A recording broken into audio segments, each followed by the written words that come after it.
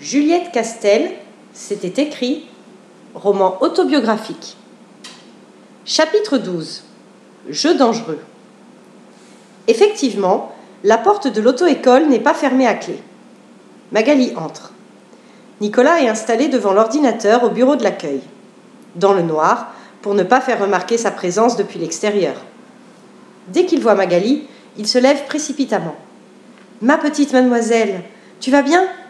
Impeccable, et toi ? Oui, j'ai bien dormi, j'ai fait de beaux rêves.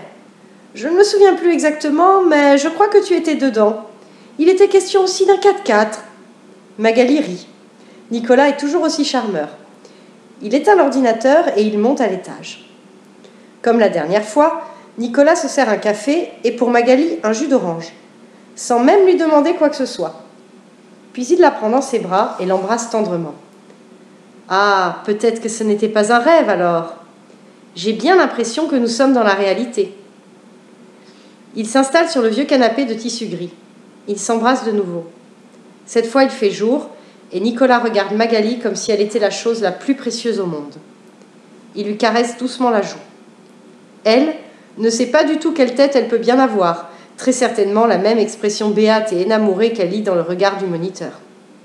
Si son cœur pouvait parler, il hurlerait à présent, à faire vriller les tympans, parce que Nicolas est enfin devenu son chéri. Le coup de foudre, le fantasme, l'obsession, tout cela est désormais concrétisé. Nicolas demande à Magali comment se passe le lycée, les cours, et si elle travaille bien. Ses premières notes sont encourageantes. Il veut savoir aussi si l'ambiance est bonne à l'école pour elle. En dehors d'un groupe de filles qui passent leur temps à les critiquer, Aurélie, Emma et elle, et qui s'installent tous les jours à la cantine juste à côté d'elle pour se moquer à voix haute de tous leurs faits et gestes, ça va à peu près. Nicolas lui conseille de ne pas y prêter attention. C'est ce qu'elle fait déjà de toute manière. « Et tu as déjà parlé de moi à tes amis ? » ?»« Bien sûr. »« En quels termes ? » ?»« Elles savent que tu me plais beaucoup, depuis le début, et qu'au fur et à mesure on s'est rapprochés. »« Ah là là. Ne leur en dis pas trop quand même. »« Pourquoi ? Ce sont mes meilleurs amis. »« Parce que je te rappelle que je n'ai légalement pas le droit de poser les mains sur toi. Je ne voudrais pas que la nouvelle fasse le tour de la ville. Tout le monde se connaît ici. Ça peut aller très vite. Elles n'en feront rien. Méfie-toi quand même. Moins tu leur en diras, mieux ce sera. Et tes parents, ils savent ? Ça va pas, non ? Où pensent-ils que tu es là maintenant ? À la bibliothèque, à réviser mes cours de physique. Pourquoi de physique ?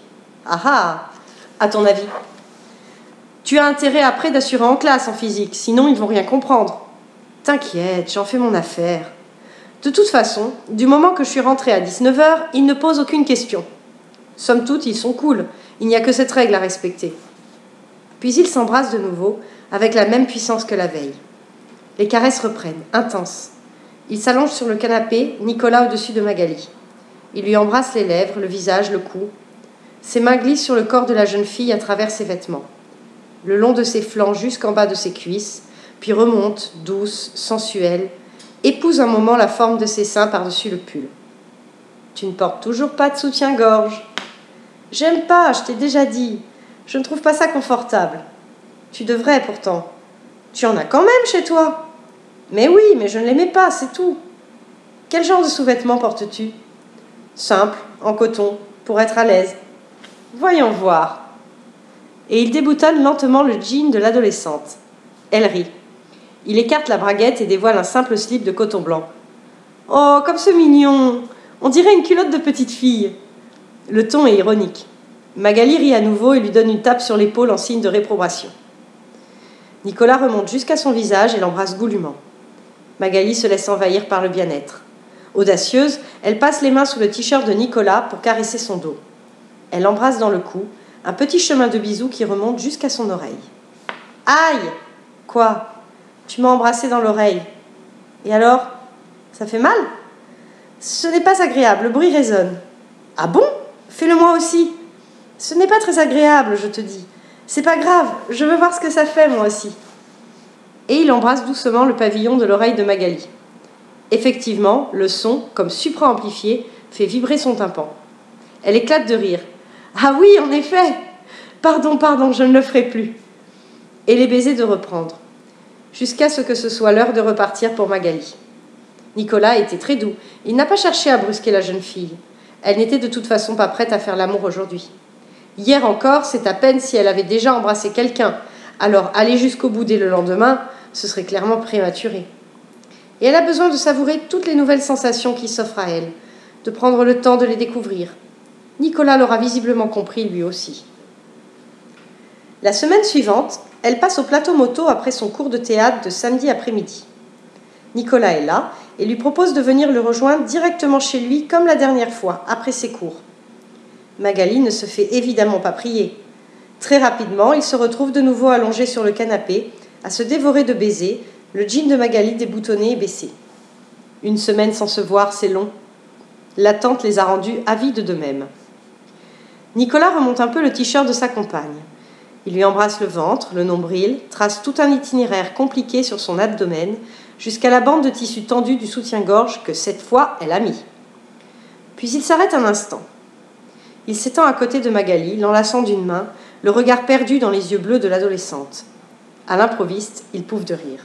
« Qu'est-ce qu'il y a encore de si drôle ? Je me demande juste ce que tu fais ici. Regarde-toi, regarde-nous. » Magali porte les yeux vers son ventre dénudé, le pantalon baissé sur ses hanches, la culotte dévoilée. « Je ne vois pas le problème, ni ce qu'il peut y avoir de drôle. Je ris de ce que tu me fais faire. Je devrais te renvoyer immédiatement chez toi. Cette situation est complètement saugrenue. » Pour le faire taire, Magali l'embrasse. Nicolas ne revient pas sur le sujet. Elle ressent sa nervosité, mais ne sait trop comment l'interpréter. Peur, désir. Les mains de Nicolas reprennent leur exploration. Magali reste timide. C'est à peine si elle ose caresser le dos et le torse de son amoureux. Elle se sent tellement inexpérimentée, tandis que Nicolas passe légèrement les doigts sous l'élastique de la culotte en coton. Juste un petit peu. Puis peu après, un peu plus bas. Et encore un peu plus. Elle sent finalement la douce caresse effleurer, telle une plume, le cœur de son intimité. On dirait du satin ou du velours. Elle gagne alors en audace et descend ses mains à elle sous la ceinture du jean de Nicolas, jusqu'à sentir les reliefs courbés de son fessier. Il détache alors sa ceinture pour lui donner plus de liberté. Lui aussi maintenant épouse de ses mains, sous le petit slip, les rondeurs fermes ainsi offertes. « Oh Mag, comme tu es belle !» Et il remonte, passe la main sur le soutien-gorge de coton, glisse un pouce curieux à l'intérieur pour découvrir les petites pointes durcies. Et Magali croit sentir entre leurs jambes entrelacées un volume incongru. Et encore des baisers. « C'est l'heure de rentrer, mademoiselle. » Ceci dans un souffle de déception. Mais c'est vrai, il a raison. Nicolas remonte le pantalon de Magali, referme soigneusement la braguette, déplie sur son ventre le t-shirt tout froissé. Tous deux se relèvent. Il la prend par la taille. Magali pense tout à coup à quelque chose. « Je peux te poser une question ?»« Quoi, dis-moi. » Cet été, à l'île d'Oléron, un moment, nous étions seuls dans l'eau. Tu sais, quand tu m'as montré un type qui nous filmait depuis la plage, à ce moment, tu m'as prise par la taille. Tu t'en souviens ? Bien sûr que je m'en souviens. J'étais partie pour t'embrasser. J'ai failli le faire, puis je me suis ravisée. Je me suis dit que non, il ne fallait pas. C'est bien ce que j'avais compris. Tu as répondu à ma question, merci. Nicolas la raccompagne jusqu'au corridor désaffecté. Prends un air naturel quand tu sors dans la rue. D'accord. Attention, un air naturel, ça ne veut pas dire sortir en sifflotant ou je ne sais quoi. Ah ah, c'est bon, je sais. Je suis comédienne aussi, je te rappelle. Sur le chemin du retour, Magali se dit que la semaine prochaine sera la fois. La fois où elle fera l'amour avec Nicolas. Elle est parfaitement prête à présent. Quelques jours plus tard, alors qu'elle arrive à l'auto-école pour rendre visite à Sandra, elle croise Nicolas sur le trottoir. Il va visiblement récupérer sa 206 en stationnement pour une prochaine leçon. Il se sourit, se salue, mais Nicolas a quelque chose à dire à Magali. « Mag, tu as parlé de ce qui s'est passé samedi à quelqu'un ? » ?»« Non, à personne. » Et c'est vrai. Cet instant magique, elle ne veut pas le partager. Pas même avec ses meilleurs amis. Il lui semble qu'en parler en détruirait l'aura. Elles savent qu'ils se sont embrassés, mais Magali a stoppé là son récit. Officiellement, ils ne se sont pas revus depuis. Et puis maintenant, elle est à un stade beaucoup plus avancé dans sa relation avec Nicolas que ceux que ses amis n'ont jamais connus. Si ça se trouve, elle ne comprendrait même pas. Nicolas se gratte la tête, signe qu'il est ennuyé. J'ai entendu des rumeurs, comme quoi on se fréquenterait tous les deux. Ça ne m'a pas plu du tout. Par qui? Des élèves? Peu importe, tu ne les connais pas directement. Comment ça se fait que des personnes que je ne connais même pas racontent des trucs sur moi? Justement, je m'interroge aussi. Peut-être qu'ils nous auront vus au festival cet été. Ou alors discuter sur le plateau moto. Le bouche à oreille aura déformé la réalité. Oui, mais justement, la réalité, nous, on la connaît. Ce genre de rumeur pourrait être dramatique pour l'auto-école. Alors c'est simple. Je ne veux plus qu'on se voit. Jamais. Mais pourquoi? Mais qu'est-ce qu'on s'en fiche de ces sales rumeurs? Elles s'arrêteront bien toutes seules un jour. N'insiste pas, c'est comme ça. Pour Magali, la Terre s'est arrêtée de tourner. Alors que son Nicolas est finalement sien pour de vrai, qu'ils étaient sur le point de s'unir vraiment, il faut que tout s'interrompe ainsi. Quelle injustice! À tout hasard, et toujours pleine d'espoir, elle est passée le long du plateau moto le samedi suivant cette discussion en rentrant de son cours de théâtre. Nicolas y était présent. Comme rien dans son attitude ne démontrait qu'il l'avait vu, elle avait osé lui faire un grand signe de la main. Il y avait alors répondu, avant de lui tourner franchement le dos pour parler à ses élèves. Inutile d'insister dans ce cas, Magali est rentrée chez elle, portant avec elle une tristesse infinie. Elle a ensuite appelé chacune de ses amies au téléphone, Marie, Emma, Aurélie, pour leur annoncer, la voix tremblante et les yeux pleins de larmes, que tout était fini. Chapitre 13. La première fois. Samedi 23 octobre 1999. Magali espère que Nicolas aura changé d'avis. Elle l'a croisé vite fait cette semaine dans la rue. Il était en voiture et en leçon. Il avait fait arrêter l'élève à son niveau pour lui dire bonjour. Son regard avait l'air désespéré. Vraiment, il aura pu changer d'avis. Et si c'est le cas, alors cette fois, Magali choisit soigneusement sa tenue. Rien ne doit être laissé au hasard. D'abord les sous-vêtements. Elle endosse un soutien-gorge de dentelle noire que lui a donné sa mère et qu'elle n'a jamais porté parce que la dentelle la gratte. Mais il fait femme, sexy. Elle enfile la culotte assortie, noire, bordée de la même dentelle. Parfait. Elle choisit des chaussettes rigolotes qu'elle aime bien, avec des motifs de singe et de banane. Mais bon, personne ne fait attention aux chaussettes. Une chemise blanche, son tout nouveau jean Levi's 495, le même que Sandra, en toile d'énigme brute comme on les porte maintenant. Une large ceinture à grosses boucles en forme de fleurs. Et ses Clarks. Elle se coiffe et se maquille.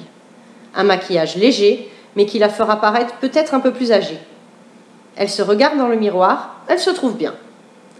Dans son petit sac à main, elle glisse l'étui du préservatif qu'elle avait eu au festival d'été de l'an dernier et qui traînait depuis au fond de son vanity. Avec Marie, elles avaient bien ri en se demandant si l'objet n'arriverait pas à date de péremption avant qu'elles en aient besoin. Magali vérifie la date. 2001. C'est bon, cela laisse encore de la marge. Elle s'apprête à sortir. D'abord pour son cours de théâtre et ensuite elle ira au plateau moto. L'espoir et l'excitation la font vibrer. Cependant, sur le plateau moto, il n'y a personne. Le cœur de Magali se serre de frustration. Nous sommes en octobre et il fait déjà sombre. Il s'est arrêté de pleuvoir, mais le ciel reste gris et morne. Magali n'a pas envie de rentrer tout de suite chez elle. Il faudrait qu'elle trouve Nicolas. Si elle avait un téléphone portable, elle pourrait l'appeler, mais elle doit se débrouiller sans. Elle erre un peu de par les rues. S'il n'est pas à la moto, c'est qu'il est en leçon de conduite, donc en voiture quelque part dans la ville. Elle va peut-être le croiser. Mais non, rien. Les trottoirs sont quasi déserts, le mauvais temps ayant chassé les habitants. Tout est triste et moche. Elle fait le tour de son pâté de maison, comme pour gagner du temps. Car rentrer serait un constat d'échec. Soudain, elle la voit. Oui, c'est elle. La Peugeot 206 blanche floquée qui vient de tourner au coin de la rue face à elle. Magali cligne plusieurs fois les yeux pour être sûre de ne pas être la victime d'une hallucination. Mais elle ne s'est pas trompée. C'est bien lui. Le véhicule ralentit tandis qu'il s'approche de sa position. Elle se trouve dans la rue qui est juste perpendiculaire à la sienne, à environ 50 mètres de chez elle. Nicolas, seul dans la voiture, baisse la vitre. Il toise Magali sans lui sourire et lui lance. « Qu'est-ce que tu fais là ?»« Rien, je rentre du théâtre. C'est mon quartier, je te signale. Toi, par contre, qu'est-ce que tu fais là ?» Mais il ne répond pas à cette question. À la place, il demande. « Tu as un moment ? Je t'emmène ? Je suis disponible jusqu'à 19h. » Et sans plus attendre, elle ouvre la portière passager et monte en voiture. « Tu m'as pas répondu. Qu'est-ce que tu fais à traîner dans mon quartier ?» Mais non, il ne veut toujours pas répondre. Magali est persuadée qu'il la cherchait lui aussi. Ils arrivent à l'auto-école en silence, montent, puis s'assoient sur le vieux canapé de tissu gris. Nicolas commence la conversation. Il a toujours cet air-là. « Comment ça va ? » ?»« Bien. Et toi ? » ?»« Non. Tu m'as manqué. » Et il l'embrasse. Et tout reprend là où cela en était resté. La rupture n'est plus qu'un vieux souvenir prêt à être oublié. Très vite, ils se sont allongés, Nicolas au-dessus de Magali. Il a défait un à un les boutons de la chemise, détaché la grosse boucle de ceinture, ouvert la braguette du jean qu'il a tiré sur les hanches de la jeune fille. Il l'embrasse et la caresse comme pour se convaincre et se rappeler que c'est bien elle de nouveau dans ses bras. Et Magali a enlevé le t-shirt blanc pour sentir le large torse velu tout contre elle. La peau de Nicolas au contact de la sienne la rend ivre. Elle a maladroitement libéré la fermeture de sa ceinture de cuir marron, passé ses mains sur ses fesses comme la dernière fois. Elle n'ose pas s'aventurer sur le devant. Nicolas continue. D'une seule main, glissée dans le dos de Magali, il dégrafe le soutien-gorge de femme fatale. Ses mains partent à l'aventure sous la dentelle noire. Puis il redescend, ses doigts glissent sous la culotte, atteignent l'objet convoité et s'y attardent, toujours avec la même précision et la même douceur. Magali écarte un genou pour lui laisser toute liberté dans son exploration. Elle ferme les yeux et se laisse aller à cette extase nouvelle. Elle sent le petit sous-vêtement s'humidifier. Quelle délicieuse sensation. Mais brusquement, Nicolas s'interrompt et se relève. Il referme vivement sa ceinture pendante. « Je ne peux pas. Tu es trop petite. Non. Magali, tu dois rentrer chez toi. »« J'ai encore le temps. Peu importe, rhabille-toi, je te raccompagne. » Et il va se servir un verre d'eau dans la cuisine. De là où elle est, toujours allongée sur le canapé, Magali l'observe. Mais elle ne bouge pas, sauf pour tendre le bras en direction de son sac resté au sol pour en extraire le petit étui métallique qu'elle garde dans sa main. Elle ne bouge surtout pas. Elle écoute les battements de son cœur. Nicolas revient dans le salon. Quand il voit Magali, il se fige. Ses yeux sont fixés sur le magnifique tableau qui s'offre à lui, celui d'une jeune fille alanguie sur son canapé, les bras au-dessus de la tête, les cheveux en bataille, les yeux bleus luisants de désir, la bouche gonflée, la chemise ouverte sur un soutien-gorge de dentelle noire dégrafée, dévoilant un sein blanc tendu, le pantalon baissé sous la culotte assortie et un genou ouvert. Puis son regard est attiré par l'objet brillant qu'elle tient dans sa main. Magali s'en aperçoit et sur un ton nouveau, plein de promesses, lui dit « Avec ça, on ne fera pas de bêtises. » Nicolas part dans un petit rire. Mais c'est un rire qui sonne faux, juste pour se donner une contenance et masquer son émoi. Magali le comprend très bien. Il s'approche, feignant d'ignorer la jeune fille offerte, et se saisit du petit étui. « Qu'est-ce que c'est que ça ? D'où ça sort ? D'une discothèque ?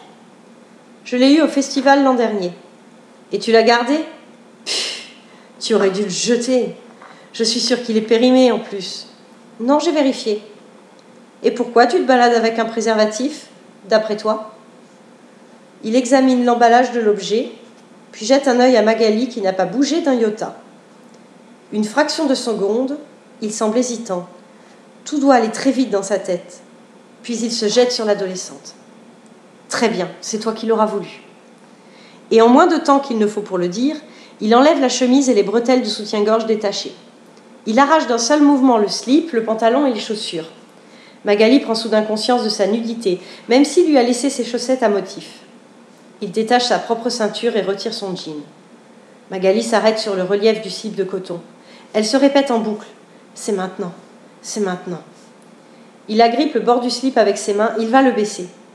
Alors Magali ferme les yeux.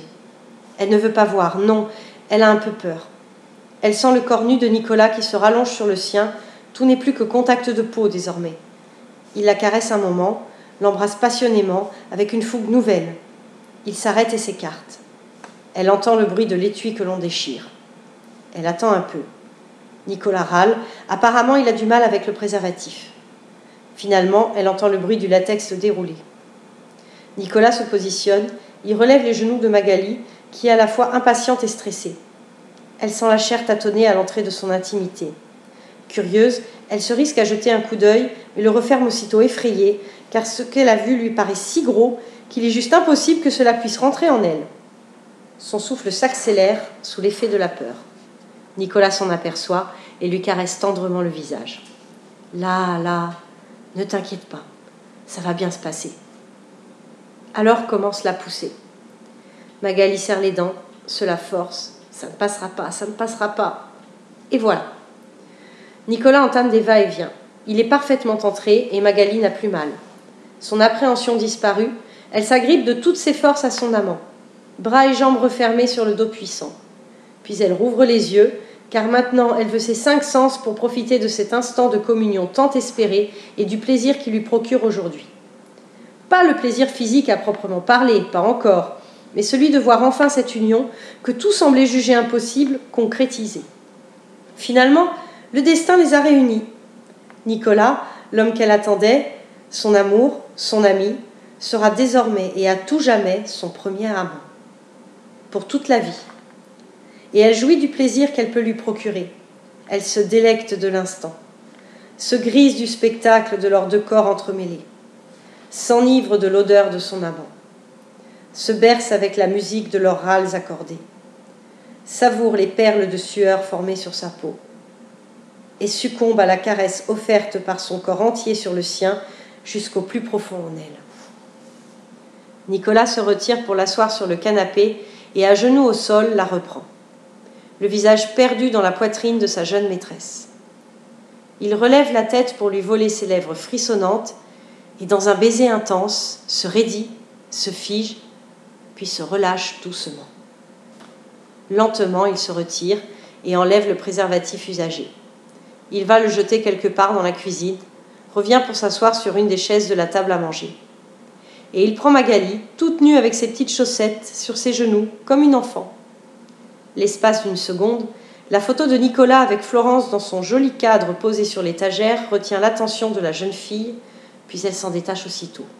« Ma beauté, ma petite, comme tu es merveilleuse. » Il l'enlace et pose la tête contre ses seins juvéniles.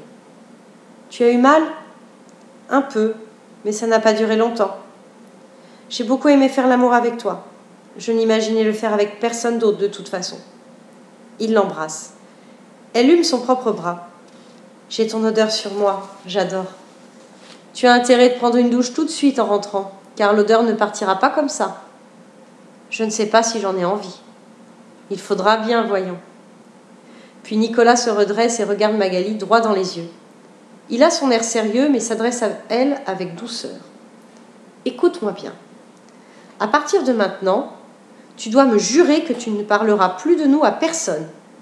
Absolument personne. Pas même à mes meilleurs amis ?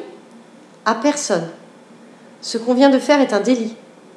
Parce que je suis ton moniteur et toi mineur. Je pourrais perdre l'auto-école et même aller en prison. Tu dois le comprendre. Mais je ne porterai jamais plainte. Je suis parfaitement consentante. Mais tu sais comment sont les gens. Ils comprennent ce qu'ils veulent comprendre. Alors surtout, il ne faut rien dire. Tu me promets ? Oui, je te le promets. Tu me le jures ? Je le jure sur ta tête et sur la mienne. Brave petite, brave Magali. Et il l'embrasse encore. Mais il y a quelque chose qu'il n'a pas dit et qui tracasse Magali. Et Florence ? Quoi, Florence ? Ben, elle est cocu, quoi. Qu'est-ce que t'en penses ? Nicolas a un petit rire de dédain. Ne t'en préoccupe pas, va. Elle est pire de son côté. La première chose que Magali fait une fois de retour à la maison, c'est d'aller se regarder dans le miroir, comme après la soirée théâtre. Elle veut découvrir si ça se voit, ou du moins si elle aura quelque chose de changé. Le reflet est strictement identique à celui de ce matin. Il renvoie l'image de la même jeune adolescente. Sauf que Magali sait bien qu'il se trompe, car la personne devant elle n'est plus une jeune fille. C'est une femme, Nous sommes le samedi 23 octobre 1999. Chapitre 14. Retour chez Nicolas. Le dimanche de Magali s'est passé comme dans un rêve. Tout à son émoi des événements de la veille, elle a eu beaucoup de mal à se concentrer à ses devoirs. Elle comprend mieux maintenant le sentiment qu'elle a eu lorsqu'elle a vu Nicolas la première fois dans la salle de code. Cette sensation comme si elle l'avait reconnu. Lui, l'homme qu'elle attendait. Son grand amour et son premier amant. C'est comme si Magali avait tout cela en elle depuis le début, mais qu'elle ne l'avait découvert que maintenant. En fait, c'était écrit. Au lycée, dès le lundi matin, elle a annoncé à ses amis que puisque Nicolas avait décidé de ne plus la voir, CF après l'avoir croisé dans la rue 2 semaines plus tôt, elle préférait l'oublier, sans aucune autre alternative, et pour cela, il ne fallait plus jamais lui en parler. Même si elles ont pris acte de ce choix, ses amies sont restées un peu surprises. Magali avait pourtant l'air si accrochée à son moniteur. Justement, ce ne sera pas évident de passer à autre chose, alors s'il vous plaît, le sujet est définitivement clos. Voilà. Comme ça, elle garde le secret de la nature qu'a prise leur relation, comme lui a demandé Nicolas. De toute façon, elle est d'accord avec lui. Si cela se sait qu'ils sont devenus amants, il pourrait avoir des problèmes, et Magali veut protéger son amoureux coûte que coûte. Le lundi à 20h, Magali a son cours de danse. Le studio est dans la même rue que l'auto-école, juste un peu plus haut. Quand son père vient l'emmener, comme d'habitude, il la dépose au bout de la rue, en sens unique comme nous le savons, et Magali n'a plus que quelques dizaines de mètres à marcher. Ce court trajet lui permet surtout de passer devant l'auto-école et parfois d'y voir Nicolas lorsqu'il a fini sa correction de code du lundi soir, leçon qu'elle suivait assidûment il y a encore quelques mois de cela. Aujourd'hui, avant même d'arriver au niveau de l'auto-école, elle comprend que celle-ci est encore ouverte, vu le halo de lumière diffus qui s'en dégage sur la rue plongée dans la nuit d'octobre. L'éclairage public n'est pas très violent par ici. Son cœur se met à accélérer précipitamment. Elle a à la fois très envie de voir Nicolas, mais le redoute un peu aussi. Parce qu'elle a peur qu'il lui dise que ce qui s'est passé samedi était une erreur énorme et qu'il mette fin à la relation. Ou parce qu'ayant été une bien piètre partenaire, passive et inexpérimentée comme elle est, lui déçue, ne souhaite pas poursuivre sur cette voie. Arrivant au niveau de la devanture, elle jette un rapide coup d'œil à l'intérieur du local. Nicolas est là, seul, assis à l'ordinateur derrière le bureau de l'accueil. Au moment même où passe Magali, il lève brusquement les yeux. Il la reconnaît, s'éclaire d'un large sourire tout en bondissant hors de sa chaise pour sortir à sa rencontre. « Ma petite mademoiselle, je savais bien que je te verrais passer. Quel plaisir! Tu es pressée ?» Magali regarde sa montre. Il lui reste exactement 5 minutes avant le début de son cours de danse. Et elle doit encore changer de tenue. « Ça va, j'ai du temps. »« Entre donc un moment, alors. » Nicolas est tout souriant et joyeux. « Bon, il n'a pas l'air de vouloir lui expliquer qu'il préfère en rester là, mais on ne sait jamais. Il lui demande si elle a passé un bon dimanche, si elle n'a pas eu mal quelque part après coup, si tout s'est bien passé au lycée aujourd'hui. Eh bien, Magali le voit venir. Il va certainement essayer de lui tirer les vers du nez pour savoir si elle a raconté quelque chose à ses amis. Mais non, rien du genre, et maintenant Nicolas se lance dans le récit d'une anecdote cocasse. « Tu sais que j'ai complètement oublié de jeter la poubelle dans laquelle j'ai mis le préservatif usagé samedi soir ? Florence est rentrée dimanche après-midi et, Dieu merci, au moment même où elle est arrivée, j'y ai subitement repensé. Alors je me suis précipitée pour vite descendre cette poubelle hors de sa vue. Et oui, le préservatif était sur le dessus. En l'ouvrant, on ne pouvait pas le rater. Si Flo était tombée dessus, je te dis pas les histoires. Elle a quand même trouvé bizarre que je montre autant d'entrain à aller descendre une poubelle, chose que d'habitude il faut me demander plusieurs fois. Je lui ai dit que j'avais oublié de le faire avant son retour, que je savais qu'elle allait râler si elle voyait la poubelle pleine. Et encore, toi et moi savons que c'est peu dire. Magali a un petit rire gêné. La pensée de Florence se retrouvant nez à nez avec l'objet témoin de leur passion la met mal à l'aise. Mais Nicolas, lui, en parle avec détachement. « Tu dois peut-être y aller maintenant. Je vais fermer à clé ici et je te fais passer par l'autre porte. » À peine entré dans le couloir désaffecté qui donne sur la rue, Nicolas prend Magali dans ses bras et se met à l'embrasser tendrement et à la câliner. « Ma petite mademoiselle, enfin seule et cachée. Je ne voyais plus le moment où je pourrais enfin te serrer comme ça contre moi. Depuis ton départ samedi soir, je ne pensais plus qu'à ça. » Ravie, Magali lui rend ses baisers. Elle est un peu surprise aussi. Nicolas a tellement soufflé le chaud et le froid ces derniers temps qu'elle s'était plutôt préparée à ce qu'il la rejette. Visiblement, maintenant que le point de non-retour a été franchi, Nicolas a décidé de se laisser aller et a fait tomber les barrières. Bonne amante ou pas qu'elle soit. Pour elle, c'est une excellente nouvelle. « Tu viens samedi ? Je ne travaille pas l'après-midi. Je t'attendrai chez moi en te laissant la porte de l'auto-école ouverte. Comme ça, tu rentres directement et tu montes me rejoindre. »« D'accord. J'arriverai tout de suite après le théâtre, un peu avant 17h. »« Le temps va me sembler bien long d'ici là, » lui souffle-t-il dans son cou en y déposant de délicats baisers. Ce soir-là, Magali flotte sur un doux nuage de bonheur. Nicolas veut la revoir. À partir de maintenant, ils ont une vraie relation, amoureuse et charnelle. Oui, toutes les barrières sont tombées. Il est devenu officiellement son chéri, avec un grand C. Et peu importe qu'elle soit arrivée à son cours de danse avec 20 minutes de retard. Bien que les rideaux soient tirés, comme Magali sait que la porte de l'auto-école n'est pas verrouillée, elle entre avec assurance, referme soigneusement à clé derrière elle, puis se dirige vers la porte de l'escalier qui mène chez Nicolas. Elle est très émue. Vont-ils refaire l'amour ? Sûrement que oui. Elle a hâte de savoir quelle sensation elle découvrira. Aura-t-elle un orgasme ? Si oui, saura-t-elle le reconnaître ? En montant, elle s'annonce. « Youhou, c'est moi, Mag !»« Je suis là-haut !» Arrivée sur le palier, l'étage semble pourtant vide à Magali. La voix de Nicolas retentit de nouveau. « Tout en haut, Mag ! Viens, monte !» C'est la première fois que Magali emprunte ces autres escaliers, ceux qui mènent aux chambres. Le bois usé des marches craque sous ses pas. Elle découvre alors un étage complètement mansardé, avec un long couloir desservant 2 pièces sur la gauche, et au fond, une porte ouverte sur une 3e salle, laissant apercevoir de là où elle est une bibliothèque chargée de livres. Nicolas est directement sur le palier. Il étend du linge sur un petit étendoir. Il s'interrompt pour embrasser la jeune fille.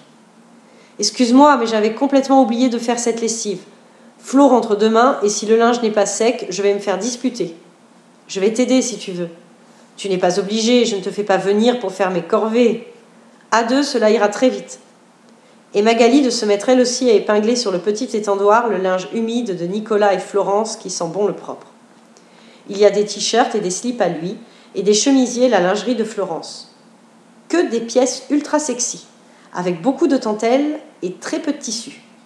Des strings aussi. Magali est un peu gênée de les tenir comme ça dans ses mains. Déjà qu'elle partage maintenant le même homme, cela lui semble un peu trop pousser le bouchon que de manipuler ses sous-vêtements. Tant pis, c'est bien elle qui s'est proposée pour aider.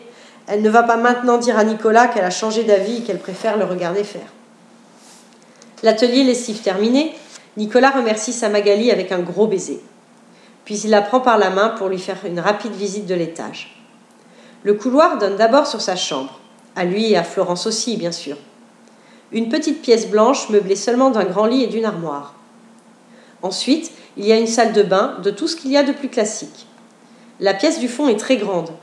C'est à la fois la chambre d'amis, avec à gauche son grand lit installé sous le velux, faisant face à une autre bibliothèque garnie, mais aussi le grenier, la partie droite étant encombrée de caisses et boîtes diverses. Néanmoins, Magali trouve du charme à cette salle, toute baignée de la lumière du soleil couchant d'automne. Il s'y dégage quelque chose de très chaleureux et agréable. Elle s'y sent bien. Nicolas s'allonge sur le lit et attire Magali vers lui. C'est logique qu'il ne l'emmène pas dans la couche conjugale. Ce serait vraiment glauque. Rapidement, ils sont tous de nus. Comme la première fois, Magali, intimidée, n'ose pas regarder. Nicolas prend alors sa main et délicatement la pose sur son membre durci. C'est tout doux. Maladroitement, elle en découvre les contours. Ce n'est pas aussi gros que ce qu'elle avait cru finalement. Elle risque un œil. L'image de cet homme dans toute sa virilité lui plaît. De la poche de son jean, il sort un préservatif. « J'ai prévu le coup, tu vois. Celui-ci est de bonne qualité. » Magali n'a absolument aucune idée de comment évaluer la qualité d'un préservatif, mais veut bien lui faire confiance. Curieuse, elle regarde l'opération de mise en place du petit tube de latex. « Ma petite Mag, j'ai trop envie de toi. » Il entre. Aussitôt, la douleur s'empare de Magali. C'est comme si on l'avait déchirée en 2 morceaux. Elle ne s'attendait vraiment pas à ça. À croire que la semaine précédente, il ne s'est rien passé. Là, c'est pire. Il n'a pas été brutal, pourtant. Bon à savoir, la seconde fois fait mal aussi. Et comme elle ne peut réprimer un gémissement de souffrance, immédiatement, Nicolas s'arrête. « Je t'ai fait mal ? Oui, quand même. Je ne pensais pas. Pardon, ma beauté. Je ne voulais pas. Pardon. J'avais tellement hâte de te retrouver. Je suis plus en forme que la semaine dernière, c'est peut-être ça. Samedi dernier, j'étais un peu mal à l'aise. Je suis tellement désolée. Excuse-moi. » Et il la couvre de baisers. Sur le visage, le cou, les épaules, partout. « C'est bon, ne t'inquiète pas, c'est passé. » Et ils font l'amour. Très doucement, presque religieusement. Magali garde les yeux fermés. Par concentration, par timidité. Un peu des deux, plutôt. « Ouvre les yeux, s'il te plaît, ma princesse. Regarde-moi. » Alors elle détend ses paupières pour découvrir le regard tendre de son Nicolas adoré. Et ils font l'amour. Longtemps, intensément. Magali apprend à bouger son bassin pour le caler sur les mouvements de son amant. Elle n'a plus mal du tout. Au contraire, la sensation de le sentir en elle, au plus profond d'elle-même et dans son intégralité, lui plaît. Nicolas se tourne sur le dos et attire Magali sur lui. Il lui laisse les rênes, et ça aussi, ça lui plaît à Magali. Le plaisir physique est encore loin. Il n'y a que dans les livres où les jeunes vierges effarouchées jouissent en cascade dès le premier assaut de leur amant. Ici, c'est la vraie vie. Le corps doit d'abord être apprivoisé pour révéler tous ses secrets. Magali est également très attentive aux réactions de Nicolas selon ce qu'elle fait. Elle ressent son plaisir et ça lui plaît aussi. Jusqu'à ce que finalement, Nicolas s'alanguisse sur le grand lit d'amis, les yeux clos dans un repos béat. Il se retire de sa compagne, qu'il allonge tout contre lui, la tête sur sa poitrine, tandis qu'il lui caresse les cheveux. Un silence de félicité partagée s'installe, que Magali brise tout à coup. « Je t'aime. Je sais. Il ne faut pas. Mais c'est comme ça. Toi, tu ne m'aimes pas, peut-être ? Il ne faut pas, je te dis. » Mais il l'embrasse passionnément et lui demande de revenir la semaine suivante.